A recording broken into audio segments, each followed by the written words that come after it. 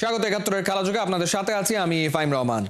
বাংলাদেশি পাসপোর্টের আবেদন করা হয়ে গেছে। সোম থেকে বুধবারের মধ্যে সবুজ পাসপোর্ট হাতে পেয়ে যাবেন সমিত সোম। তবে বাকি আছে আরো কাজ। 10 জুন সিঙ্গাপুরের বিপক্ষে ম্যাচে তাকে পেতে হলে 3 জুনের মধ্যে নিশ্চিত করতে হবে নিবন্ধনের আনুষ্ঠানিকতা। তার আগে লাগবে ফিফার ছাড়পত্র। সব প্রক্রিয়া দ্রুত শেষ করতে সর্বোচ্চ চেষ্টা চালিয়ে যাচ্ছে বাফুফে। খালিদ জামিলের রিপোর্টে বিস্তারিত। এই সেই কাঙ্ক্ষিত ছবি। কানাডার টরন্টোতে বাংলাদেশ কনসুলেট অফিসে সবুজ পাসপোর্টের জন্য বায়োমেট্রিক নিবন্ধন করতে হাজির হয়েছিলেন কানাডিয়ান ক্লাব ক্যাভালরি এফসির midfielder Samit Som. Consulate general Faruk হোসেনের সাথে একটা ছবিও তুলে রাখা হলো স্মৃতি হিসেবে। কারণ একদিন এই ২৭ বছর বয়সী ফুটবলারই হয়তো বাংলাদেশের লাল সবুজ জার্সিতে তৈরি করবে ইতিহাস। শনিবার ক্যাভালরি এফসির হয়ে কানাডিয়ান প্রিমিয়ার লিগে ইয়র্ক ইউনাইটেডের বিপক্ষে ম্যাচ খেলতে হোমটাউন ক্যালগারি থেকে টরন্টো গিয়েছিলেন সমিত সোম। 4 ঘন্টার দীর্ঘ ফ্লাইট, রথ দেখার সাথে সাথে তাই কলাও বেঁচে ফেলেছেন।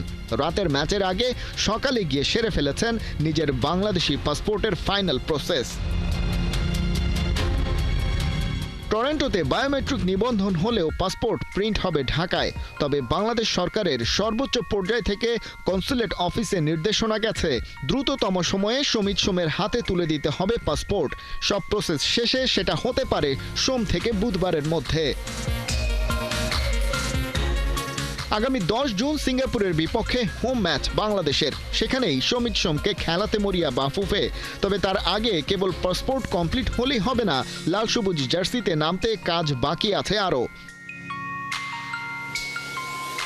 পাসপোর্ট হাতে আসার পর ফিফার প্লেয়ার স্ট্যাটাস কমিটির ক্লিয়ারেন্স দরকার হবে সমিত সোমের। সেক্ষেত্রে তার বাবা অথবা মায়ের বাংলাদেশি নাগরিকত্ব আছে কিনা সেটা ক্রস চেক করতে পারে ফিফা।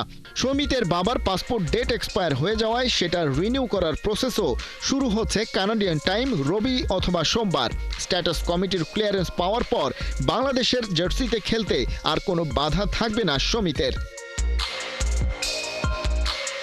কিন্তু সিঙ্গাপুরের বিপক্ষে ম্যাচেই যদি তাকে খেলাতে হয় তবে এফসি পোর্টালে নিবন্ধন করতে হবে, আর সেটা আপডেট করতে হবে ম্যাচের অন্তত 1 সপ্তাহ আগে। সেই হিসেবে আগামী 3 জুনের মধ্যে ফিফার কাছে আবেদন করে ছাড়পত্র নিয়ে আসতে হবে বাফুফেকে। পুরো প্রসেসে বেশ উদ্যোগী বাফুফে এক্সিকিউটিভ কমিটি। এ মাসের 15 মে প্যারাগুয়েতে ফিফার কংগ্রেসে যোগ দেবেন সভাপতি তাবিত আওয়াল। সেখানে কনসার্ন মেম্বারদের কাছে বিশেষ অনুরোধ করে দ্রুত ছাড়পত্র আদায়ের চেষ্টা করবেন তিনি। বাকিটা ফিফার সিদ্ধান্তের ওপর। যদিও হামজা চৌধুরীর ক্ষেত্রে এই স্ট্যাটাস কমিটি ক্লিয়ারেন্সের জন্য অপেক্ষা করতে হয়েছিল 4 মাসের মতো। খালিদ জামিল, ৭১। সমিত সোমের অনবদ্য পারফরমেন্স। বাংলার হাওয়া গায়ে লাগতেই ঊর্ধ্বমুখী সোমের পারফরমেন্সের গ্রাফ। কানাডিয়ান প্রিমিয়ার লিগে বাংলাদেশি বংশোদ্ভূত সোমের রেটিং পয়েন্ট 7.4। সিজনের প্রথম জয়ের মুখ দেখল ক্যাভালরি। ইয়র্ক ইউনাইটেডকে 2-1 গোলে হারালো সোমের দল। কোহিনুর কণার রিপোর্ট। গায়ে বাংলার গন্ধ মাখাতে যেন আর তর্স হয়েছে না সমিত সোমের। তাই তো ম্যাচের ঠিক আগে পাসপোর্টের জন্য টরন্টোর বাংলাদেশ কনসুলেট অফিসে হাজির লাল সবুজের আপকামিং সুপারস্টার। তারপরেই তার দল ক্যাভালরির দাপুটে জয়। একেই তো বলে magic of Bengal. Canadian premier লিগের ডিফেন্ডিং চ্যাম্পিয়ন ক্যাভালরি, অথচ নয়া সিজনে একটিও নেই জয়। লিগের প্রথম 2 ম্যাচে হার, দানে দানে 3 বার। অ্যাওয়ে ম্যাচে ইয়র্ক ইউনাইটেডকেই ক্যাভালরি করল টার্গেট। যথারীতি স্টার্টিং 11-এর সমিত সোমকে নিয়ে 4-3-3 ক্লাসিক ফরমেশনে কৌশল সাজায় ক্যাভালরি। শুরু থেকে বলের দখল অবশ্য হোস্টদের কাছে। 55% বল পজিশন ধরে রাখে ইয়র্ক, বিপরীতে ক্যাভালরি 45%। তবে গোলের খেলায় গোলটাই তো সব। ম্যাচ জুড়ে যেখানে ইয়র্ক অন টার্গেট শট নেয় মোটে 1টি, সেখানে ক্যাভালরি শট নেয় 3টি। বিগ চান্স ক্রিয়েটেও এগিয়ে ছিল সোমের দল। আধিপত্য ধরে রেখে প্রথমার্ধের 42 মিনিটে গেল মৌসুমের গোল্ডেন বুট জয়ী গোল্ডেন বয় তোবিয়াস বর্শস্কির দুর্দান্ত শটে লিড পায় ক্যাভালরি। যদিও প্রথমার্ধের যোগ করার সময় সমতায় ফেরে ইয়র্ক ইউনাইটেড। ওই 1 গোলেই শেষ। এরপর আর মাঝ মাঠের বাইরে যেতে পারেনি ইয়র্ক ইউনাইটেড। দ্বিতীয়ার্ধে ফ্রেজারের গোলে আবারও লিড নেয় ক্যাভালরি। আর মিডফিল্ড থেকে বল পাস করে বরাবরের মতোই প্রোগ্রেশনের কাজটা সেরেছেন বাংলার নয়া সেন্সেশন সমিত সোম। ম্যাচ জুড়ে তার রেটিং পয়েন্ট ছিল 7.4। এই জয়ে 4 ম্যাচে 1 জয় 1 ড্র নিয়ে টেবিলের 4 নম্বরে সোমের কাভারলি। 2 সিপিএল শিল্ড আর 1 নর্থ স্টার কাপ জয়ীদের পরের ম্যাচ ওয়ান্ডারার্সের বিপক্ষে ওদেরই ঘরের মাঠে 11ই মে মধ্যরাতে। কোহিনুর কণা, 71। ইউরোপিয়ান স্ট্যান্ডার্ডে ফুটবল লিগ চালানোর দরজা খুলল বাংলাদেশের সামনে। এখন থেকে বাংলাদেশের লিগগুলো রেটিং করবে AFC up to the mark হলেই মিলবে প্রণোদনা। ছেলেদের সঙ্গে এই সুবিধা ভোগ করবে নারীরা, এমনকি তৃণমূলের ফুটবলাররাও। সৌদি আরবের জেদ্দায় এএফসির এক কনফারেন্সে এই সুখবর পায় বাংলাদেশ। মেহেদী নাইমের রিপোর্ট। হামজা এসেছে, সমিত কিউবাও আসার পথে। একবার ভাবুন, এসব ফুটবলার বানাতে কিন্তু টাকাই শেষ কথা নয়, বরং দরকার বুদ্ধি আর পরিকল্পনা। নতুবা আফ্রিকার গরিব দেশগুলো থেকে এত তারকা ফুটবলার উঠে আসতো না। এবার বাফুফেও হাঁটছে সেই পথে। একটা দেশের ফুটবলার যত ভালো হবে, তত সেই দেশের ফুটবল কাঠামো উন্নত হতে বাধ্য, নতুবা রেসে টিকে থাকা যাবে না। বাফুফের নতুন কমিটি এটা অনুধাবন করছে। তাবিদ আওয়াল সহ বাফুফের বিভিন্ন কর্তারা ছুটে চলছেন এফসি ফিফার বিভিন্ন কার্যক্রমে বিশ্বের এক প্রান্ত থেকে আরেক প্রান্তে।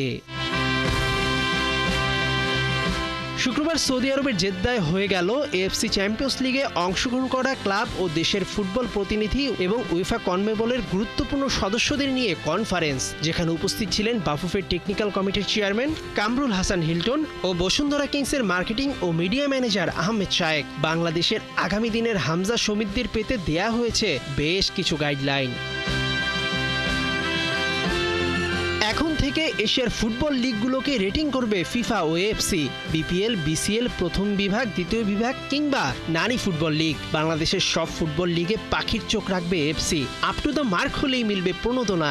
সেই টাকা কাজে লাগিয়ে নেওয়া যাবে আরও টাকা। ইউরোপিয়ান স্ট্যান্ডার্ডে লিগ চালানোর দরজা খুলল বাংলাদেশের জন্য। সৌদি আরব থেকে খেলা যোগকে সেটাই জানালেন এই কর্তা। আগামী দিনে এফসি কি করতে চায় এবং এফসি আগামীতে কোন কোন খেলায় অংশগ্রহণ করবে, টোটাল আমাদের প্রেজেন্টেশনে দেখাইছে। পাশাপাশি ওনাদের হলো প্রত্যেকটা সেক্টরে ইনফ্রাস্ট্রাকচার, ফুটবল ডেভেলপ, টোটাল এই এশিয়া মহাদেশের যে খেলাধুলা ফুটবলের উন্নয়নের জন্য টোটাল ব্যাখ্যা করেছে, সেটা অনেক অভিজ্ঞতা অর্জন হয়েছে। প্রশ্ন হচ্ছে কিভাবে, সেটার উত্তরও প্রেজেন্টেশনে দিয়েছে এএফসি। কোন কোন জায়গায় কিভাবে কাজ করলে আসবে সফলতা, সেটা নিয়েও সহায়তা অব্যাহত থাকবে। টেকনিক্যাল জ্ঞান না থাকার মাশুল অতীতের মতো আর দিতে হচ্ছে না, সেই সুবিধা ভোগ করবে নারী ফুটবলাররাও। বাংলাদেশ বিষয়টি নিয়ে ভীষণ সিরিয়াস, তাই তো আলাদা করে এএফসি জেনারেল সেক্রেটারি ও সৌদি ফুটবল ফেডারেশনের জেনারেল সেক্রেটারির সঙ্গে মিটিং সেরেছে। বসুন্ধরা কিংস যেহেতু সাম্প্রতিক সময়ে এএফসির বিভিন্ন ক্লাব কম্পিটিশনে বাংলাদেশের প্রতিনিধিত্ব করছে, তাই তাদেরও কিছু গাইডলাইন দিয়েছে এএফসি।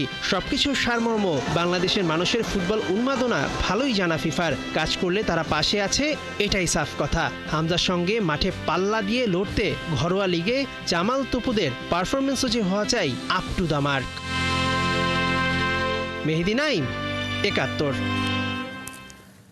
আত্মপ্রকাশ করল বাংলাদেশ জেলা ও বিভাগীয় ক্রীড়া সংগঠক অ্যাসোসিয়েশন। এই সংগঠনের পথ চলা শুরু হয়েছে বিগত স্বৈরাচার সরকারের সময় নির্যাতিত ও নিপীড়িত ক্রীড়া সংগঠকদের নিয়ে। ক্রীড়াঙ্গনে বৈষম্য আর দুর্নীতির বিরুদ্ধে যুদ্ধ ঘোষণা করেছেন নতুন সংগঠনের আহ্বায়ক শরীফুল আলম। আর দেশের ক্রিকেট নিয়ে নিজের ভাবনা প্রকাশ করেছেন বাংলাদেশ দলের সাবেক অধিনায়ক তামিম ইকবাল। রহমান পেয়ারের রিপোর্ট। রাষ্ট্রের অন্য সব ক্ষেত্রের মতো সংস্কার চলছে ক্রীড়াঙ্গনেও।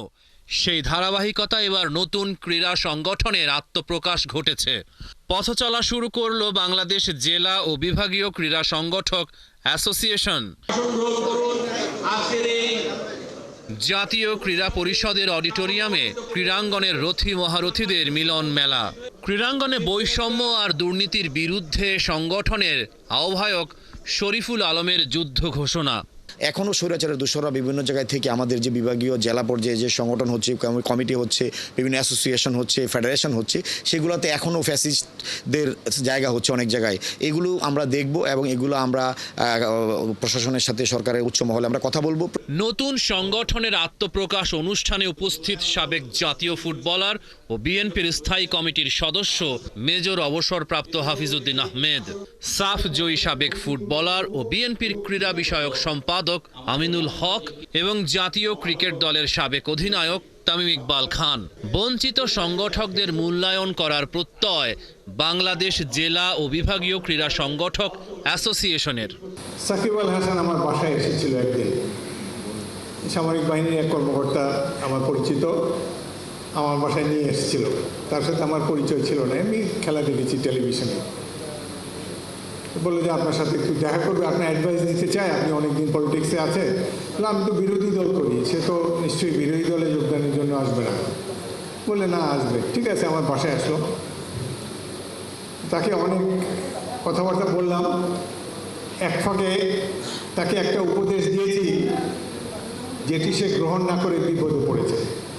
তাকে আমি বলেছি, যা করো না করো আওয়ামী লীগ কোনোদিন করবো না। যে দুদকে একটি কাজী সালাউদ্দিনের বিরুদ্ধে একটি অভিযোগ রয়েছে, সেই অভিযোগটি আমি আহ্বান করব যে দুদকের চেয়ারম্যান যিনি আছেন বা সংশ্লিষ্ট যারা কর্মকর্তা আছেন তারা যাচাই বাছাই করে এবং বিগত 17 বছরে ক্রিকেট থেকে শুরু করে ফুটবল, হকি বা অন্যান্য ফেডারেশনগুলিতে এবং ক্রীড়া পরিষদ সহ যেখানেই দুর্নীতি করা হয়েছে সেই দুর্নীতিগুলো আপনাদের মাধ্যমে সামনে এনে তাদেরকে অবশ্যই আইনের আওতায় এনে তাদের বিচার করা হোক। তামিমের আবেদন, কাউন্সিলরশিপ যেন এমন ব্যক্তিদেরই দেয়া হয় যারা ক্রিকেট বোঝেন এবং নিজের জেলা এবং বিভাগের ক্রিকেট উন্নয়নে কাজ করবেন। যারা যোগ্য ক্রিকেট বোর্ডকে রিপ্রেজেন্ট করার জন্য, বা ওটা জেলা থেকে হোক বিভাগ থেকে হোক, যাদের বেসিক ক্রিকেটিং আইডিয়াস আছে, যাদের একটা স্বপ্ন আছে যে আমি বাংলাদেশ ক্রিকেটকে এই জায়গায় নিয়ে যেতে চাই, আমি এটাই রিকোয়েস্ট করবো যে তাদেরকেই সিলেক্ট করা হোক। দ্রুতই 10 বিভাগে কমিটি গঠন সহ পর্যায়ক্রমে জেলা ও উপজেলা পর্যায়ে ছড়িয়ে দেয়া হবে সংগঠনটির কার্যক্রম। মাদক থেকে তরুণ প্রজন্মকে দূরে রাখতেও কাজ করবে সংগঠনটি। রহমান পেয়ার, 71। পতিত স্বৈরাচারী সরকারের কারোর সাথে কোনো সম্পর্ক নেই, কাজ করছেন দেশের স্বার্থে, সোজা সাপটা জবাব বিসিবি প্রেসিডেন্ট ফারুক আহমেদের। জানিয়েছেন বড় জায়গায় কাজ করলে সমালোচনা হবে, তবে গণমাধ্যমের প্রতি তার অনুরোধ সমালোচনা যেন গঠনমূলক হয়। বিস্তারিত থাকছে রায়ান আহমেদের রিপোর্টে। ভ্যাকিউমটা হয়েছে বা যে স্পেসটা তৈরি হয়েছে এবং যেই পাইপলাইনটা নষ্ট হয়েছে, এটা আমরা চেষ্টা করব যাতে আগামী 3-4 বছরের মধ্যে এটা আমরা পূরণ করতে পারি। এবং এখানে আমি সবসময় একটা বলে থাকি, সবার আগে ক্রিকেট এবং দেশ, তারপরে আমরা বাকি সবাই যারা আছি। দেশের ক্রিকেটের পাইপলাইনে তৈরি হওয়া শূন্যতা দূর করে সেটাকে শক্তিশালী করা প্রসঙ্গে শনিবার বিসিবি প্রেসিডেন্ট ফারুক আহমেদ এভাবেই জানাচ্ছিলেন নিজের ভাবনা। বিসিবির মতো বড় প্রতিষ্ঠানে কাজ করলে সমালোচনা হবেই, সেটাও মানছেন তিনি। তবে সেক্ষেত্রে দেশের ক্রিকেটে গণমাধ্যমের দায়িত্ব কেমন হওয়া উচিত খানিক বাদে খোলাসা করেন সে বিষয়টাও। ভালো কাজগুলো নিচে পড়ে যায় অন্যদের আউটার এক্সটার্নাল ইনফ্লুয়েন্সে। তো আমরা চেষ্টা করব, দুটোই করব, ভালো কাজের প্রশংসা করব, খারাপ কাজের সমালোচনা হবে, এটাই কিন্তু স্বাভাবিক। কিন্তু মাঝে মাঝে ভালো কাজগুলো নিচে চাপা পড়ে যায় এই খারাপ কাজের ভিড়ে। সো আমরা চেষ্টা করবো, আপনাদের কাছে অনুরোধ থাকবে, বিকজ আপনারা যদি সত্যিটা তুলে ধরেন এবং আননেসেসারি সমালোচনা যাতে আমরা মুক্ত হতে পারি, এটা আমার সবার কাছে রিকোয়েস্ট থাকবে। পতিত সরকারের নেতাকর্মীদের সঙ্গে তার সম্পর্ক আছে কিনা প্রশ্নে দিয়েছেন সবার জবাব, পরিষ্কার করেছেন নিজের অবস্থান। আর ফ্যাসিস্টিজমকে কিন্তু এটা ম্যাক্সিমাম ক্ষেত্রে বানানো, কিন্তু এটাতে আমি দীর্ঘ আলোচনা করতে চাই। আমার ফ্যাসিস্টের সাথে কোনো সম্পর্ক নাই। ওই ফ্যাসিস্ট রিজমের সাথে যদি সম্পর্ক থাকতো আমি কিন্তু আজকে আপনার সামনে দাঁড়িয়ে কথা বলতাম না। আমি কিন্তু প্রেসিডেন্ট এই নতুন সরকারের। ভারত নিয়ন্ত্রিত কাশ্মীরের পেহেলগামে সন্ত্রাসী হামলার পর থেকেই ভারত পাকিস্তানের মধ্যে বিরাজ করছে উত্তেজনাকর পরিস্থিতি, যার উত্তাপ লেগেছে বাংলাদেশের গায়েও। আগস্টে ভারতীয় দল বাংলাদেশ সফরে আসবে কিনা তা নিয়ে দেখা দিয়েছে অনিশ্চয়তা। তবে বিসিবি বস এমন আশঙ্কাকে উড়িয়ে দিয়েছেন। আসলে ভারত এই মুহূর্তে আমাদের ওরকম করে কিছু জানায়নি। একটা পত্রিকার নিউজ আমি যেটা আপনি কথা বললেন শুনেছি, বাট ওরা কিন্তু পুরো ট্যুর কনফার্ম করেছে এবং আইটেনারি তৈরি হয়ে গেছে। আসলে আপনি সিচুয়েশনটা তো আমি এই মুহূর্তে বলতে পারবো না, বাট এই মুহূর্তে পুরো ট্যুর আছে এবং এটা নিয়ে কোনো কথা আমি শুনিনি যে এটা হবে না। রান আহমেদ, ৭১। টেস্ট ক্রিকেটারের তকমা ঝেড়ে ফেলে 3 ফরম্যাটে রাজ করতে চান পেসার খালেদ আহমেদ। সিলেটি এই বোলার সবচেয়ে বড় অনুপ্রেরণা নিচ্ছেন তাসকিন আহমেদের কাছ থেকে। খালেদ বলছেন, সবশেষ বিপিএল আর ডিপিএল খারাপ যায়নি, নিউজিল্যান্ড এ দলের বিপক্ষে ফর্ম দেখিয়ে নির্বাচকদের ভাবনায় ফেলতে চান। সাইফুল রূপকের রিপোর্ট।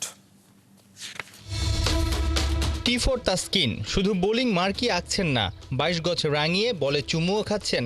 ইনজুরিতে নানা সময় ধাক্কা, চোখে জল, ভালো করা জেদ আর প্রচণ্ড পরিশ্রম আবার তাসকিনকে ফেরায় আপন মহিমায়। লাল কি সাদা বলে 3 ফরম্যাটেই বাংলাদেশের স্ট্রাইক পেসার, কেন্দ্রীয় চুক্তির হিসেবে দেশ সেরা ক্রিকেটার। তাসকিন ওই পর্বতের চূড়ায় ঢাকা এক্সপ্রেসকে দেখে কঠিনকে জয় করার সাহস পাচ্ছেন অন্য পেসাররাও। যেভাবে তাসকিন নিজেকে তৈরি করেছে, এটা কি আসলে বাংলাদেশের অন্য পেসারদের জন্য একটা আদর্শ কিনা, যে যেভাবে লড়াই করা, বাদ পড়া, আবার ফর্মে ফিরে এখন দেশের A+ ক্রিকেটার?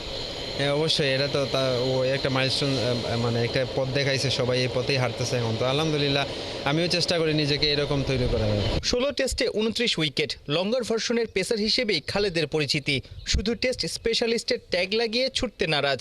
কেবল 2 ওডিআই খেলা এই সিলেটি ফাস্ট বোলার সাদা বলেও সুযোগের অপেক্ষায়। নির্বাচকদের নজর টানতে পাখির চোখ করেছেন নিউজিল্যান্ড এ দলের বিপক্ষে 3 ম্যাচের ওয়ানডে সিরিজে। আমার চেষ্টা সবসময় থাকে সাদা বল হোক লাল বল হোক সবসময় সব জায়গায় পারফর্ম করা। তো আমি প্রিভিয়াস করে আসছি প্রিমিয়ার লিগ, ডিপিএল, বিপিএল সবগুলোতেই ভালো খেলছি। আলহামদুলিল্লাহ আল্লাহর সুযোগটা দিয়েছে। টেস্ট ক্রিকেটে আপনি নানান জায়গায় ভালো করেছেন, অ্যালান ডোনাল্ড আপনাকে পছন্দও করতো। সেই জায়গাটাতে টেস্ট ক্রিকেটে আসলে কোন ভ্যারিয়েশনগুলো লাগে সাদা বলে ওয়ানডে ক্রিকেটে আসলে আপনার কোন জিনিসগুলো আসলে প্রয়োজন, যাতে করে আপনি আসলে সাস্টেইন করতে পারবেন বা পারফর্ম করতে পারবেন? লাল বলে দেখেন এক জায়গায় বল করতে হয় কন্টিনিউ ধরে, তো সাদা বলে 3টা সিচুয়েশন থাকে। তো এইগুলাই ভেরিয়েশন আমি চেষ্টা করতেছি আয়ত্ত করার। নিউজিল্যান্ড এই দলের সাথে আসলে আপনার আলটিমেট টার্গেটটা কি? সামনে তো হোয়াইট বলে অনেক খেলাও আছে, T20 আছে, ওয়ানডে আছে। তো অবশ্যই এখানে আমি যেহেতু সিলেক্টর আমার উপরে ভরসা রাখছেন, তো আমি চেষ্টা করবো যে আমি আরও ভালো কিছু করে ন্যাশনাল টিমে পাইপলাইনে থাকার, যে সাদা বলে যে আরও কতজন বলার আছে ওদেরকে কমপ্লিট করার মতো আমি এখানে পারফর্ম করতে পারি। 4-5 বছর ধরেই তো ন্যাশনাল টিমে আছেন। এই যে গত 3-4 বছর যেভাবে বাংলাদেশের পেসারদের উত্থান, এটা কিভাবে দেখেন? এই যে একটা দারুণ মধুর লড়াই। হ্যাঁ, অবশ্যই এটা তো কম্পিটিশন, তো সবাই চায় ভালো করতে। তো কম্পিটিশন থাকলে ভালো, নিজের কাছে আরও কাজ করার তাড়না থাকে না, আমি যদি ভালো না করি তো আমার থেকে আরেকজন আগে যাবে। তো আমি চেষ্টা থাকি যে আমি ভালো কাজ করি, ইনশাআল্লাহ ভবিষ্যতে আমিও আরও সাদা বলে খেলতে পারবো। সদ্য শেষ হওয়া ডিপিএলে 10 ম্যাচে 9 উইকেট, বিপিএলে 14 ম্যাচে খালেদের দখলে ছিল 20 ব্যাটার। সাইফুল রূপক, ৭১, সিলেট। এই ছিল এই মুহূর্তের খেলাযোগে সরাসরি সংবাদ অনুষ্ঠান দেখতে চোখ রাখুন ৭১-এর ফেসবুক পেজ এবং সাবস্ক্রাইব করুন ৭১-এর ইউটিউব চ্যানেল। ৭১-এর সাথেই থাকুন।